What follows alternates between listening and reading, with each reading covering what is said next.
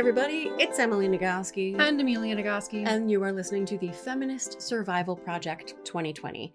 We are here to help feminists live with confidence and joy inside their bodies, even if they feel overwhelmed and exhausted by everything they have to do, and yet still worry that they're not doing enough. We want to talk about evidence-based strategies for coping, even in the midst of this nightmare.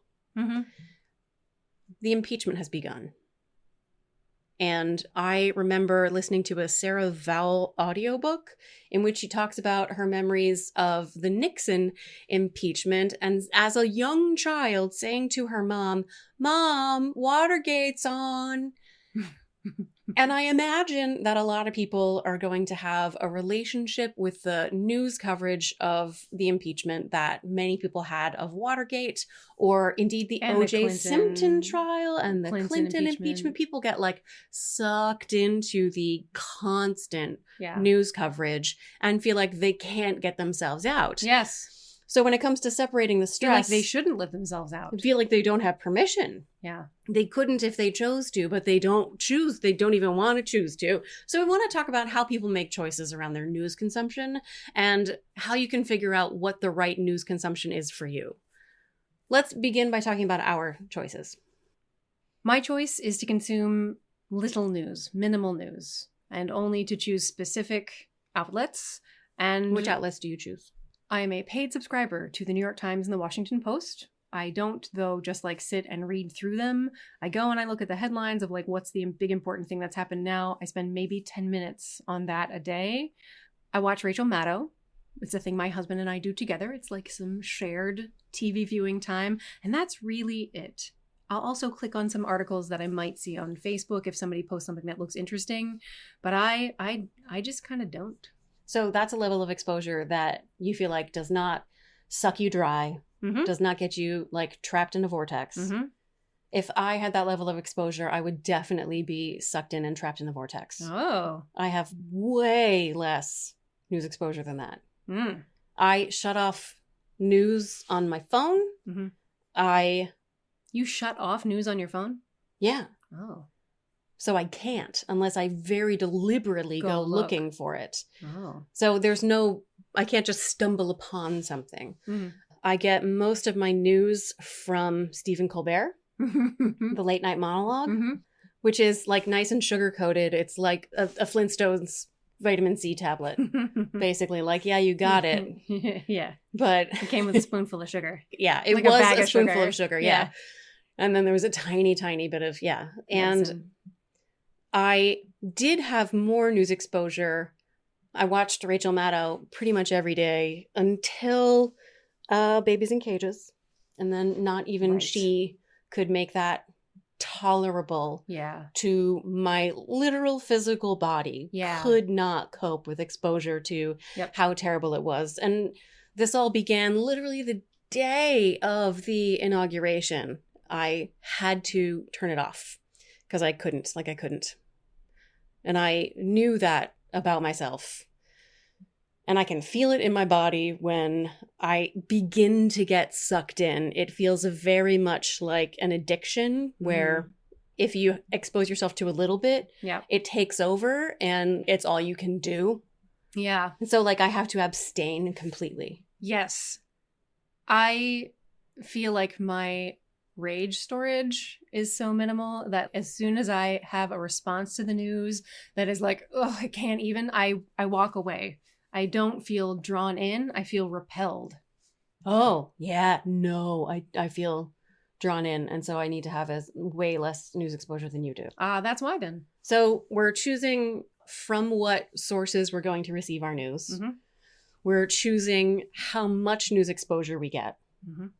How much time we spend with those sources, and we're choosing how frequently we engage with those sources.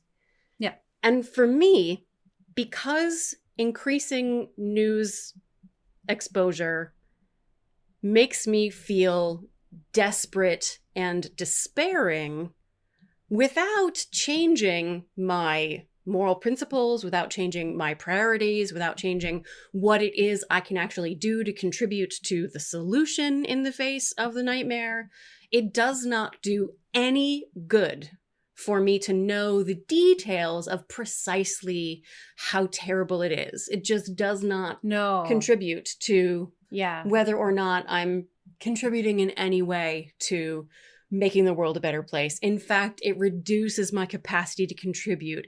It ties me down to the couch so that I cannot get up and actually do my work. Yeah. So I was having this conversation with a whole bunch of friends and colleagues at a conference, and every single person that I was talking to had a strategy. They had I get this 5 minutes of headlines that I listen to on a podcast every day. It's a 5-minute podcast.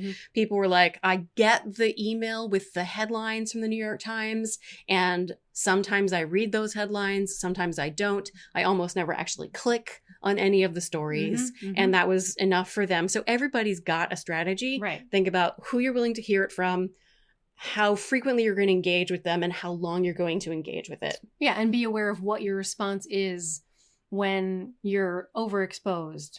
So we're going to be asking you to email us, feministsurvivalproject2020@gmail.com, and tell us what strategy you're using. And we're going to, in the show notes, as we hear from you after the show comes out, we're going to put links to the things that you find helpful. Like is there an app that you use? Is there a show that you watch that you find is non-harmful to you?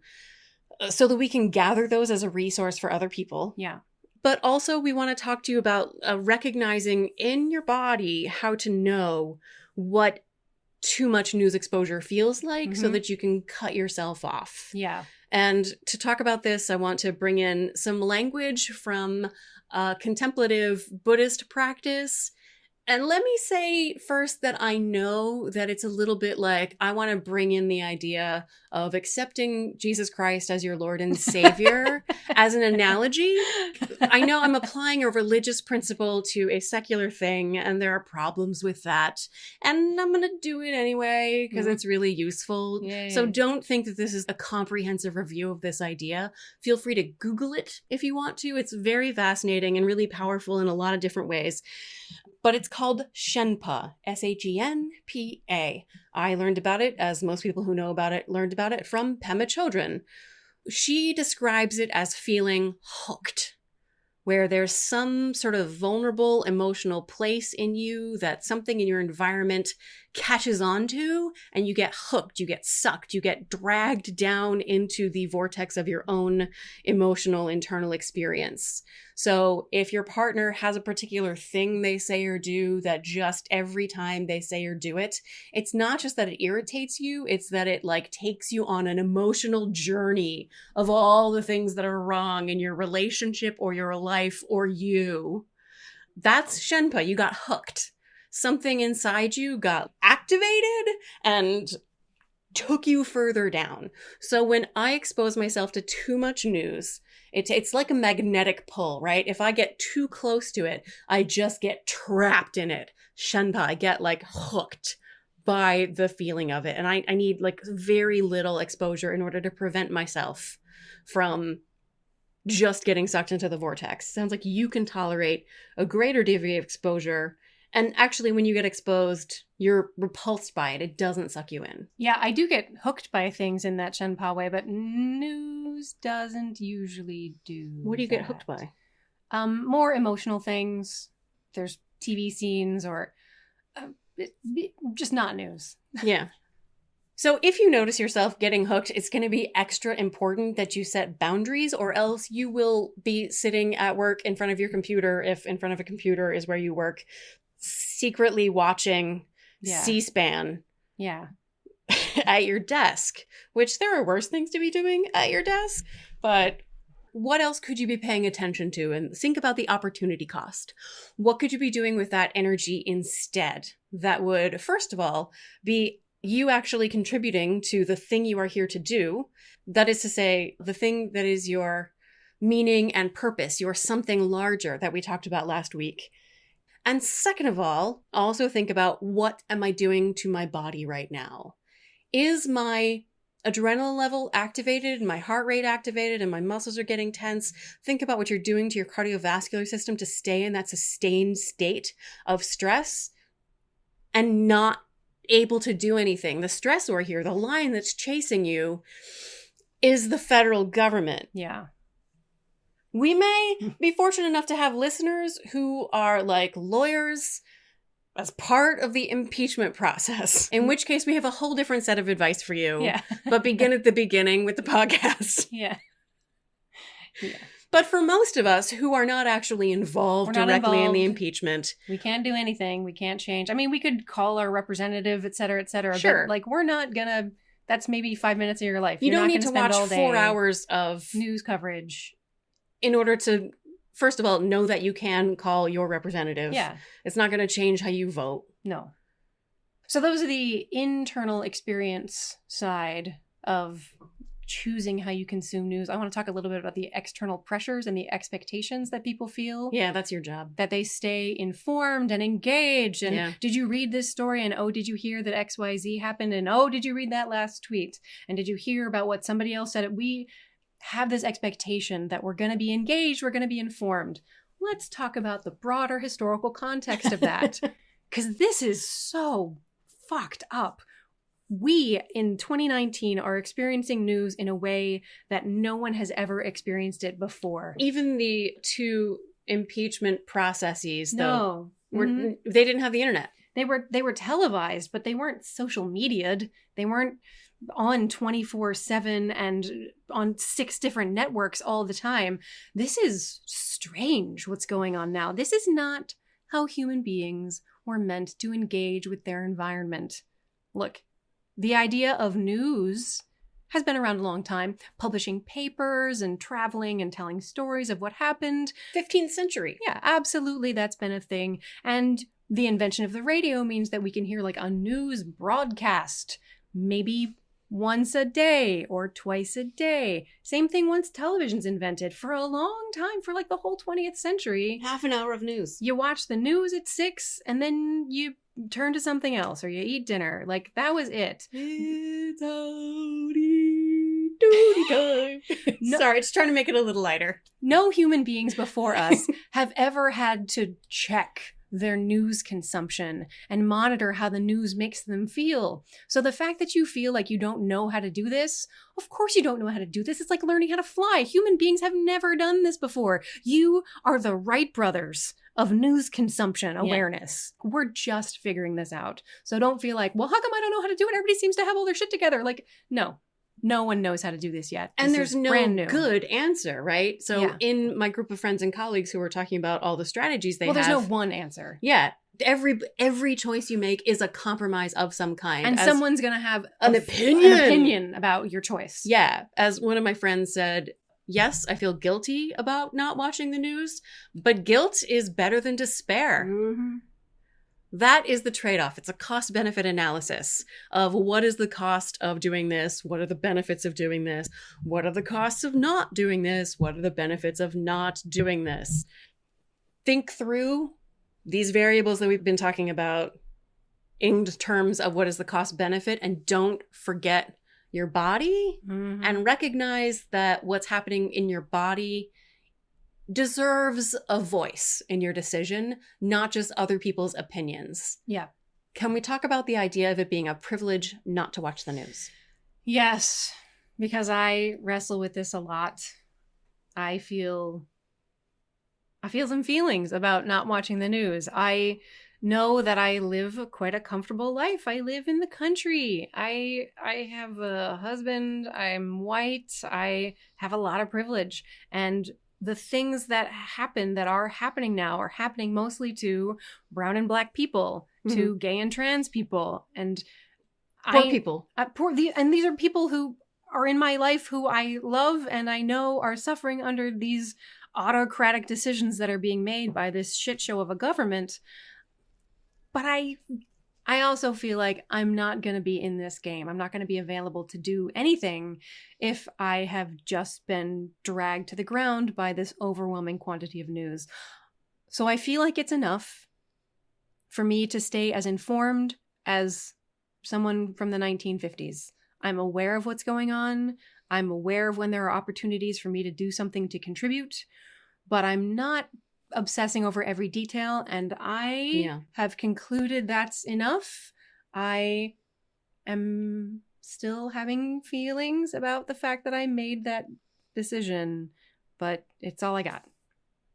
I think that because my feelings about the news are more existential, because the work I do is directly related to the policies that are being destroyed by this administration, outside the actual corruption, there's just the terrible, destructive, misogynist, racist policies above and beyond the actual, like, corruption, collaboration with foreign enemies. Oh. And so my exposure to the news, like, I do this for a living. It's my job to think and talk about women's reproductive issues and stuff.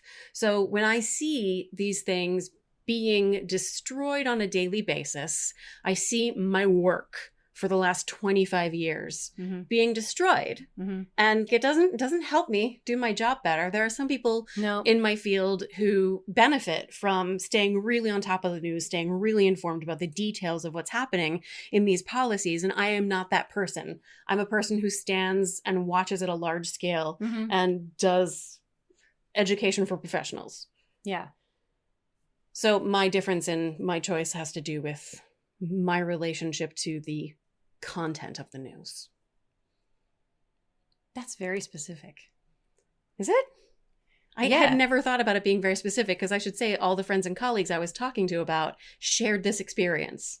They were all sort of in the health education-y type areas where they're like mental health educators and reproductive health educators and physicians. Yes. But like the national parks being shut down and lack of funding for scientific offices, that's people's jobs. I know people who were laid off during the shutdown, and I feel like it's my connection to these issues is broader than just the health things. Yeah. So yeah, your health thing is specific. So so what you're saying is that you're personally connected. Yes. I'm like, no. You're personally connected to the topic news stories, to like a whole bunch of range of different issues. Yes, a wider range of issues, yes.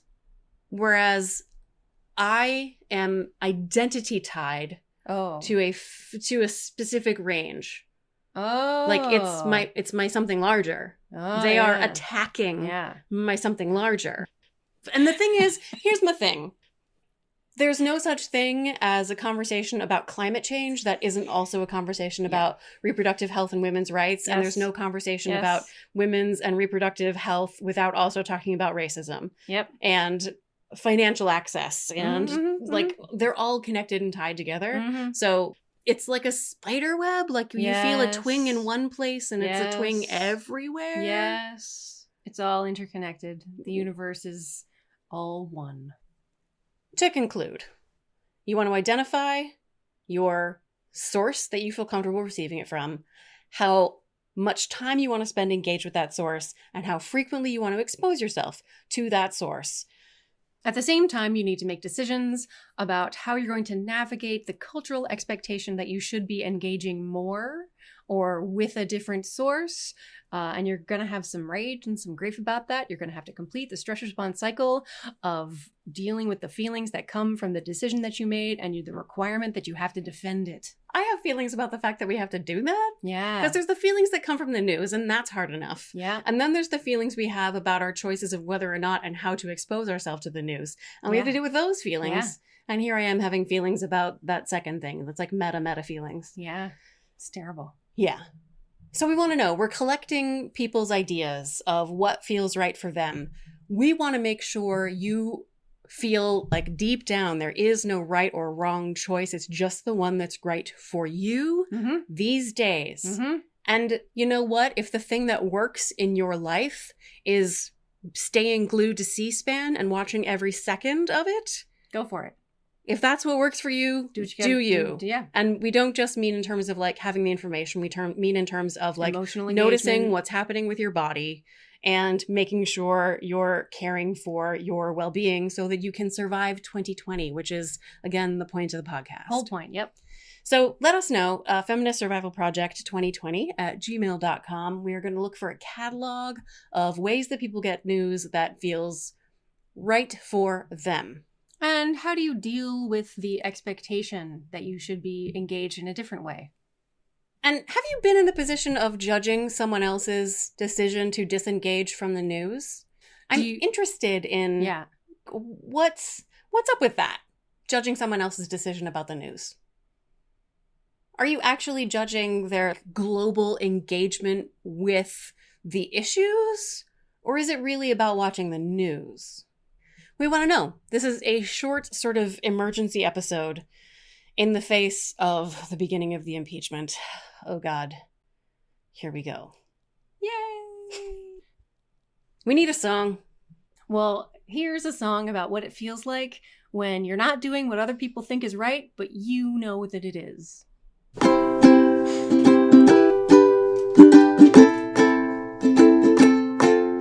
Unruly, standing in the fire that fuels me, burning, breathing, brandishing my power while you whine that you find me. Unruly, unruly, unruly, surrounded by the people who truly see me, know me, love me, and cheer me when I play for my own team. Unruly, unruly, unruly, unruly.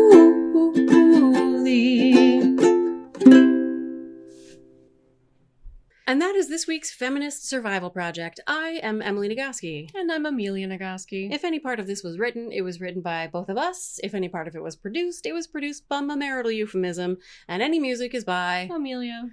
You can follow us on social media, Twitter and Instagram at FSP2020. And yeah, seriously do email us at Feminist Survival Project 2020. We want a catalog of ways people are absorbing news or not in ways that work for them and their bodies, and ways that they fend off the cultural criticism that they should be doing it differently, because God forbid you actually be doing anything right. If you found any of this helpful and you want to help somebody else, please do feel free to share it. And thanks for listening.